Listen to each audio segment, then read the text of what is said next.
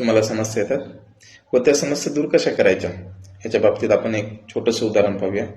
आपण रस्त्याने चालत असताना बघत असतो की आपल्या पाठीमागे एखादा कुत्रा लागला. मग कुत्रा लागल्याच्या नंतर आपण तिथून धाव घेत असतो. मग धाव घेत असताना तो कुत्रा आपल्या पाठीमागे पळत असतो. तसंच आपल्या समस्या आहेत की आपण जेव्हा समस्यांना सामोरे जात नाही तोपर्यंत त्या समस्या आपल्या पाठीमागे धावून येतात. तसंच तो कुत्रा जोपर्यंत आपण त्याला रिस्पॉन्ड करत नाही, ज्यावेळेस स्टॉप होऊन आपण त्याला रिस्पॉन्ड करत नाही तोपर्यंत तो आपल्या पाठीमागे धावत येतो.